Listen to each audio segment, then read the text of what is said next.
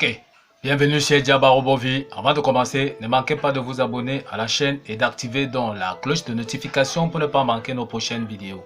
Dans cette nouvelle vidéo, nous allons continuer avec la statique. On va passer à un exercice d'application concernant l'adhérence et le frottement. Sans toutefois tarder, on va donc montrer directement dans l'exercice d'application. On peut donc voir une image ici. Il s'agit tout simplement d'une voiture qui est en train de transporter une charge ici telle qu'on peut voir. On va donc essayer de lire rapidement l'énoncé de l'exercice. Ok, comme énoncé, on dit tout simplement soit une voiture roulant sur une route horizontale, telle que il y a frottement sur la roue avant au point A. Donc on peut donc voir notre véhicule ici. Donc on dit que la route donc c'est ici, on a appelé ça 0, la voiture donc c'est 1. On dit qu'il y a frottement donc sur la roue A. Donc on voit qu'il y a deux roues, il y a la roue avant, il y a la roue arrière. Donc il y a frottement sur la roue avant au point A. Ok, qu'est-ce qu'on donne? On continue, on nous donne donc le coefficient de frottement au point A, petit f égale à 0,12. On donne le poids de la charge Q, 50 kN. On donne le poids de la voiture P égale à... Donc on peut donc voir ici tout simplement la charge Q et le poids de la voiture qui est donc P. S'agissant donc des questions, on nous demande tout simplement, à la première question, représenter les forces extérieures sur la figure. Deuxième question, compléter le tableau de bilan des forces extérieures. Troisième question, appliquer le principe fondamental de la statique et déterminer analytiquement les actions mécaniques au point A et B. Ok. Sans toutefois tarder, nous allons commencer avec la résolution de l'exercice. Nous commençons donc par la première question. Il s'agit de représenter les forces extérieures sur la figure. On peut donc prendre tout simplement la figure telle qu'on peut voir là en image. On va commencer donc par le point B. On nous a dit qu'il y avait le frottement au point A. Mais en B, c'est-à-dire sur la roue arrière, il n'y a pas de frottement. Donc pour représenter l'action mécanique, ça sera tout simplement donc perpendiculaire au sol.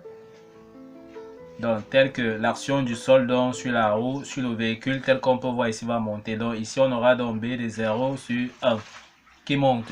Donc, l'action de contact du sol sur la roue monte, tel qu'on voit ici. D'accord? Comme il n'y a pas de frottement ici, l'action sera donc perpendiculaire directement donc, au sol. On peut donc voir que le poids de la charge Q et le poids du véhicule est déjà représenté. On vient donc sur la roue avant. Sur la roue avant, on doit bien se rappeler qu'on a dit qu'au point A, il y avait donc le frottement tel qu'on a donné le coefficient de frottement F égale à 0,12. Maintenant, qu'est-ce qui va se passer au point A? L'action mécanique ne sera plus perpendiculaire comme au point B. Tel qu'on peut voir là. Donc, on va d'abord tracer la normale. Voici donc la normale que nous avons donc tracée. C'est-à-dire la normale donc, est perpendiculaire donc, au sol tel qu'on voit ici. Donc 90 degrés là. S'il n'y avait pas frottement au point A, on devait encore mettre tout simplement la flèche ici et ça devrait être l'action mécanique au point A.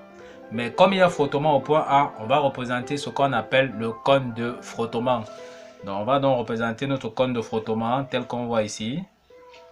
On va donc tracer dans ce cône. Au point A, on peut donc voir notre cône de frottement que nous sommes comme ça en train de tracer. Tout simplement parce qu'on nous a dit qu'il y a le frottement donc, au point A. Donc c'est ça qu'on appelle donc le cône de frottement. On peut donc voir comment notre cône de frottement est donc matérialisé tout simplement donc, au point A. Pourquoi? Parce qu'il y a le frottement au point A. Tel qu'on nous a donné le coefficient de frottement. Maintenant, nous avons tracé la normale. Notre cône, donc l'angle ici par rapport à la normale ici, on va l'appeler phi, qui est tout simplement l'angle de frottement ou bien encore l'angle d'adhérence. Donc ici de part et d'autre, on aura donc phi. Donc ça sera incliné donc, c'est-à-dire la génératrice donc, de ce cône-ci sera inclinée de l'angle phi qui est l'angle de frottement. Même chose de ce côté-ci. Donc en fait, on retrouve donc deux droits d'action à ces niveaux.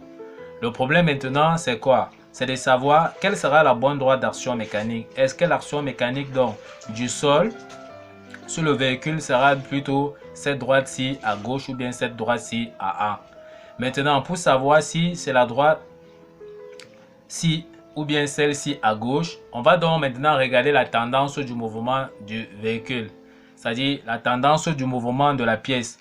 on voit ici qu'on a dit que la pièce a tendance donc à se déplacer vers la droite.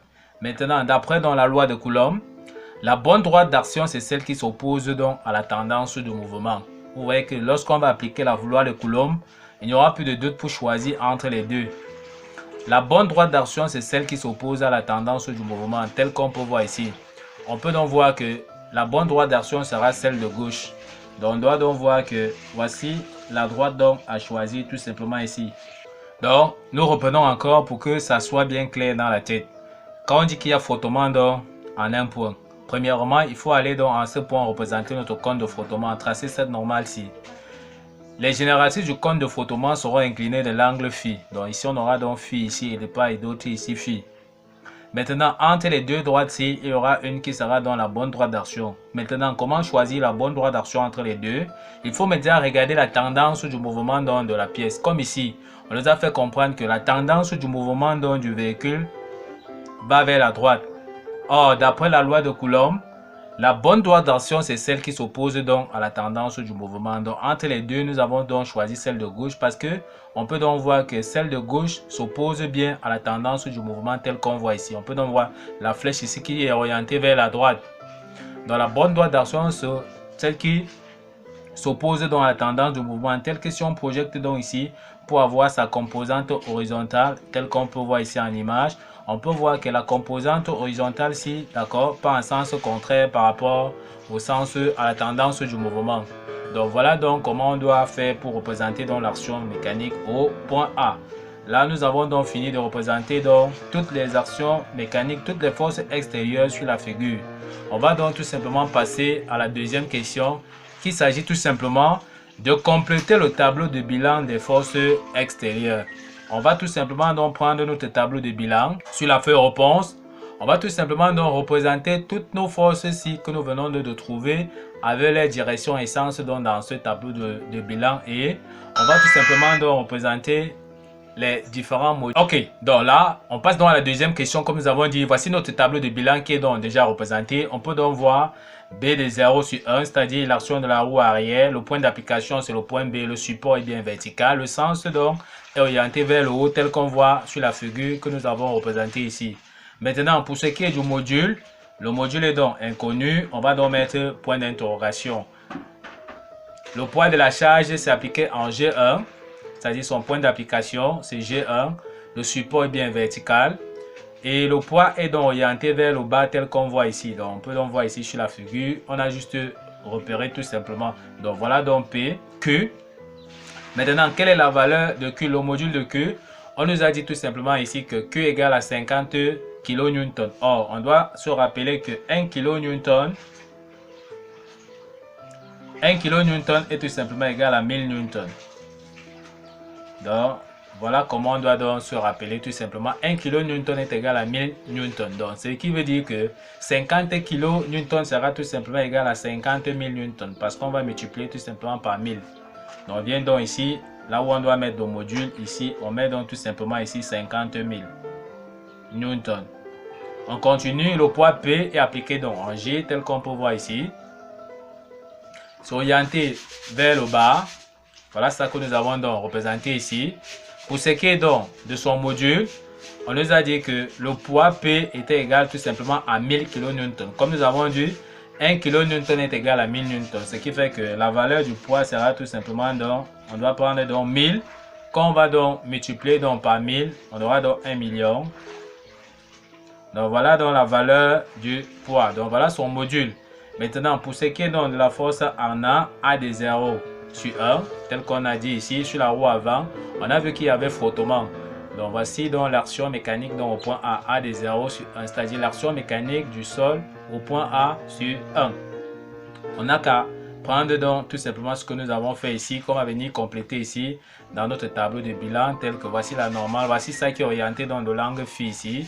On peut donc voir le même angle phi ici. Le sens est bien orienté ici vers la gauche. Pour ce qui est donc du module, le module est tout simplement donc inconnu. Voilà comment nous avons donc tout simplement complété le tableau bilan des forces extérieures. Ok, on va revenir donc sur la valeur du coefficient de frottement petit f qui est égal à 0,12. Maintenant, nous avons vu que L'angle de frottement est tout simplement donc appelé phi. Comment on fait donc pour trouver phi, l'angle de frottement que nous avons vu? On doit se rappeler de cette formule-ci. Tangente phi est tout simplement égal à f, qui est le coefficient de frottement. Donc la tangente de l'angle de frottement est tout simplement égal au frottement, qui est tout simplement égal à 0,12. Donc ce qui veut dire tout simplement qu'on peut donc dire que tangente phi est tout simplement égal à 0,12. 0,2, 12 qui est tout simplement la valeur du coefficient de frottement. On peut donc tirer donc phi. Phi sera tout simplement égal à tangente moins 1 de 0,12. En tapant donc sur la calculatrice, on va donc trouver tout simplement 6,84 degrés. Donc voici la valeur de l'angle phi. Donc phi vaut tout simplement 6,84 degrés. Donc voici la valeur de l'angle de frottement que nous venons donc de voir ici sur la figure. Donc la valeur de l'angle ici vaut donc 6,84 degrés. Donc on a donc 6,84 degrés ici, 6,84 degrés. Donc voilà comment on fait donc pour trouver l'angle de frottement lorsqu'on nous a donné tout simplement le coefficient de frottement. À noter que tangente moins 1, c'est tout simplement, il s'agit d'appuyer sur la calculatrice. Seconde fonction, tangente 0,12. On aura donc 6,84 degrés. Donc voilà. Donc ici, on peut conclure que si on nous donne soit le coefficient de frottement ou bien le coefficient d'adhérence, on va donc procéder de la même façon. Donc c'est la même chose, donc c'est la même méthode.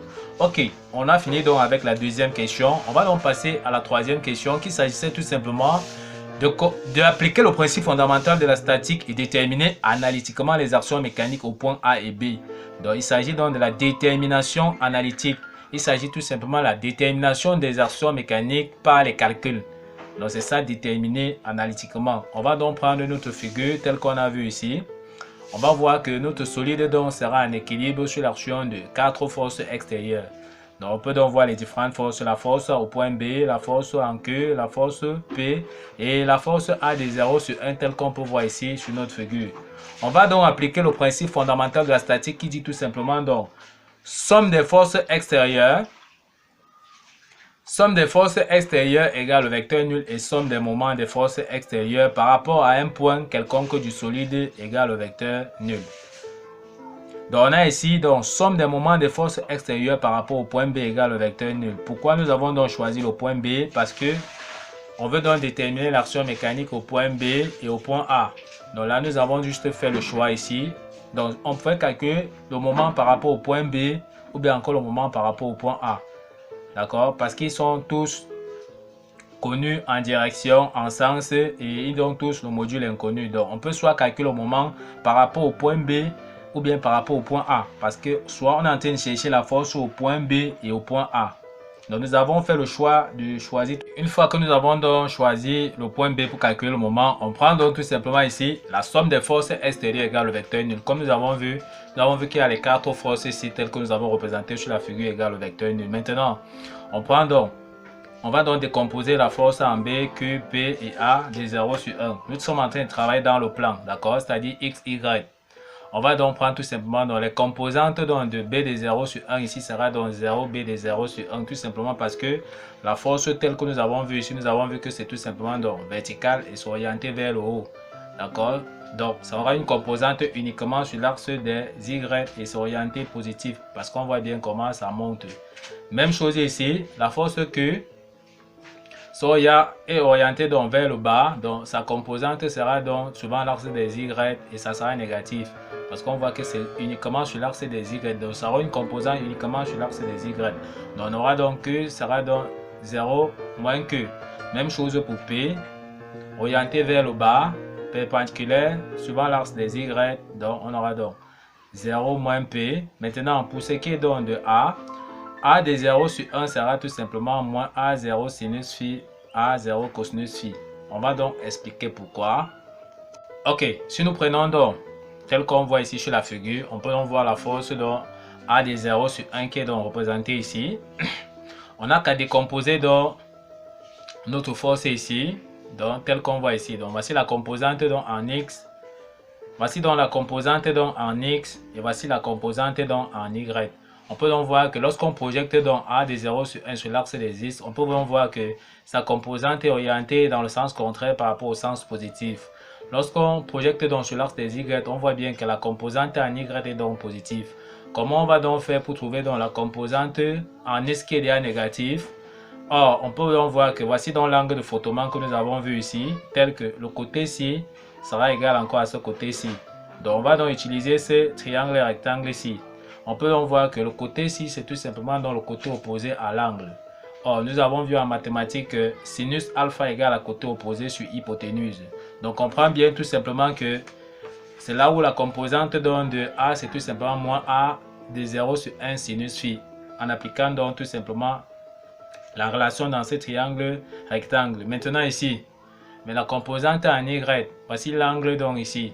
Si on veut donc le côté adjacent ici, on va donc utiliser tout simplement dans le cosinus de l'angle phi. Donc on comprend donc que si on veut trouver l'angle ici, ça sera tout simplement A de 0 sur 1 cosinus phi. Cosinus phi égale à côté adjacent sur hypoténuse qui est A de 0 sur 1. On retrouve donc ce que nous avons donc vu ici tout simplement. Donc voilà comment on a donc déterminé les composantes donc de l'effort au point A. Donc tout ceci, comme nous avons vu, égale le vecteur nul. Le vecteur nul, on a vu que nous sommes en train de travailler dans le plan, donc suivant l'axe des X, suivant l'axe des Y. On va tout simplement donc sommer les forces suivant l'axe des X et les forces suivant l'axe des Y. En sommant donc suivant l'axe des X, on aura donc tout simplement ici 0 tel qu'on voit là, moins A 0 sur 1 sinus phi égale à 0. Suivant l'axe des Y, on aura donc suivant l'axe des Y, on aura donc B de 0 sur 1 ici, moins Q, moins P, plus A de 0 sur 1 cosinus phi égale à 0. Donc on peut donc voir ça ici, tel qu'on voit là. Maintenant, on va donc numéroter l'équation. Si on appelle ici l'équation 1 ici et ici l'équation 2. L'équation 1 va nous dire tout simplement que 0 sera égal à A sinus phi. D'accord?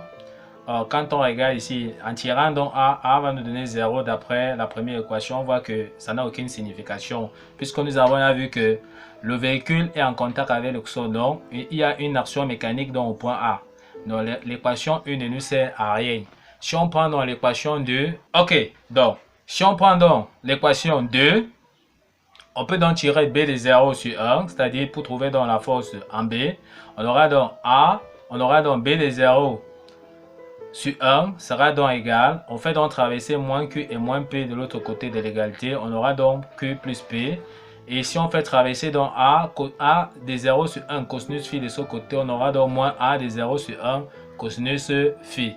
On va donc passer maintenant donc à la deuxième équation du principe fondamental de la statique, qui est tout simplement somme des moments des forces extérieures par rapport au point B égale le vecteur nul. Okay. On prend donc la deuxième équation du principe fondamental de la statique, qui est somme des moments des forces extérieures par rapport au point B égale le vecteur nul.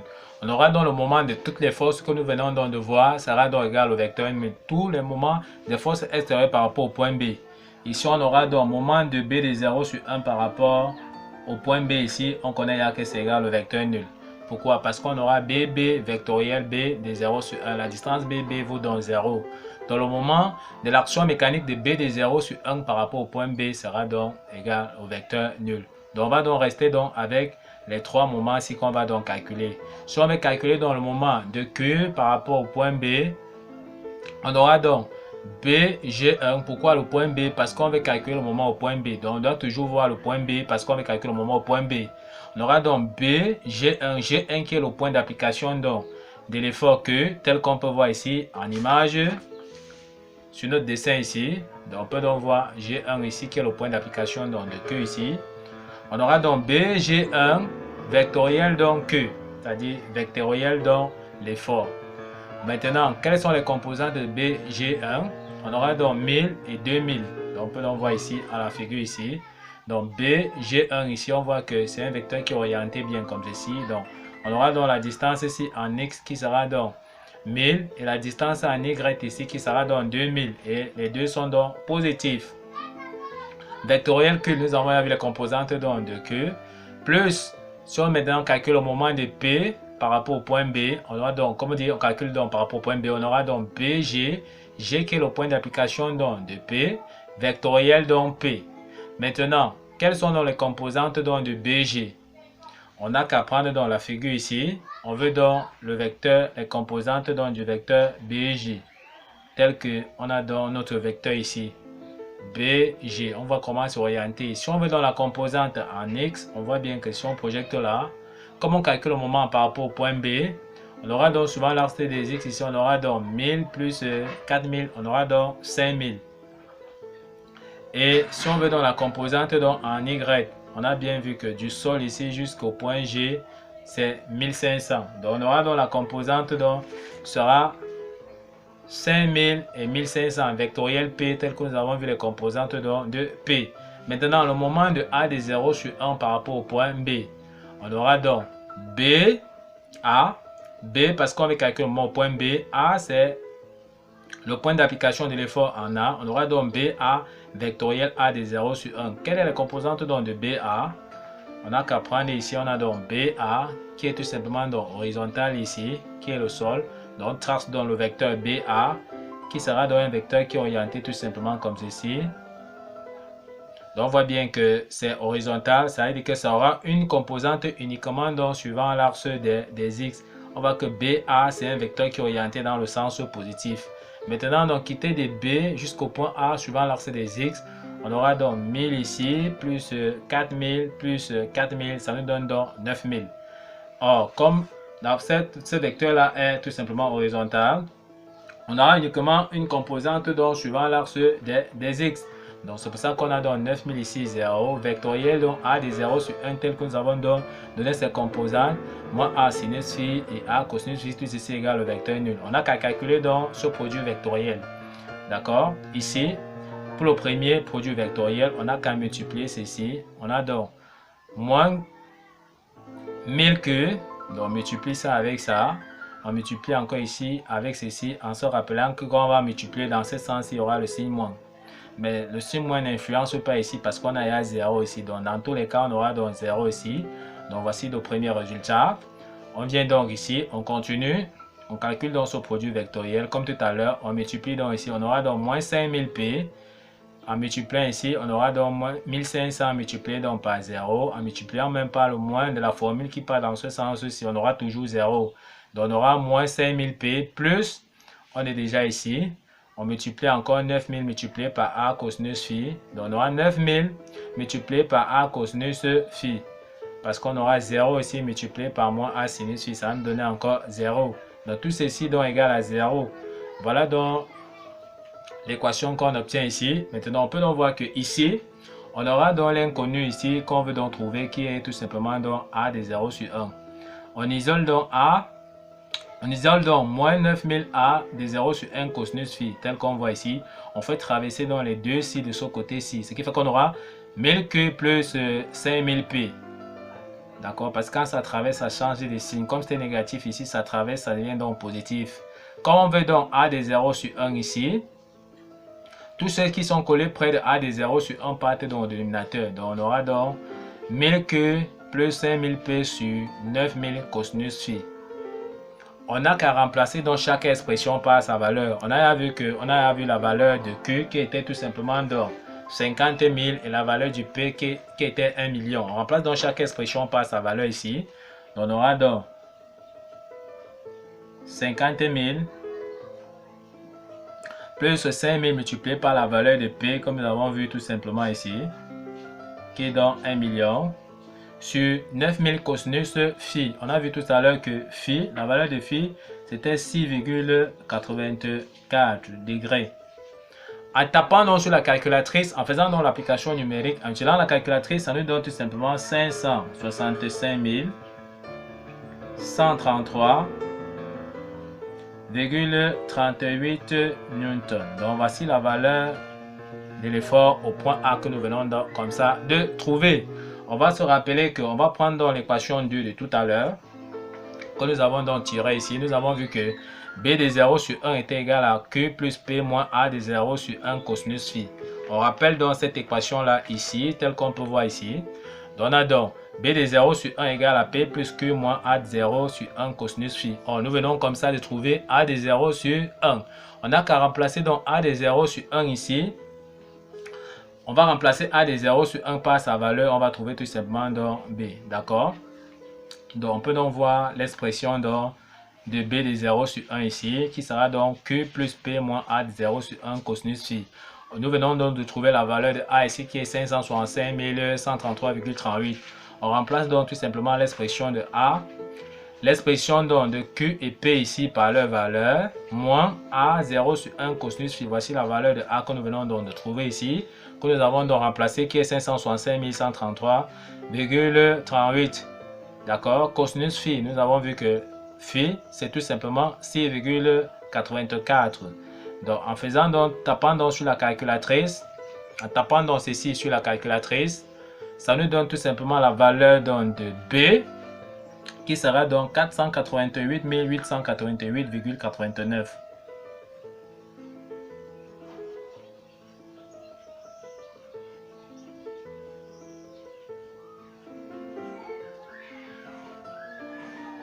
Voici comme ça donc la valeur de B que nous venons comme ça de trouver. Là, nous avons trouvé donc les deux forces qu'on nous demandait tout simplement. Voici donc l'action mécanique au point A, A de 0 sur 1, que nous avons trouvé qui est 565 133,38. Et voici donc la valeur de B de 0 sur 1 qui est 488 888,89 que nous venons de trouver comme ça en appliquant le principe fondamental de la statique qui est somme des forces extérieures égale au vecteur nul et somme des moments des forces extérieures ici par rapport au point B qui était égal au vecteur nul. Ok, nous sommes comme ça donc arrivés au terme de cette vidéo qui montrait étape par étape comment calculer donc tout simplement un problème de statique avec adhérence et frottement. Ne manquez pas donc de liker la vidéo, de vous abonner et d'activer donc la cloche de notification pour ne pas manquer nos prochaines vidéos. Sur ce, à bientôt.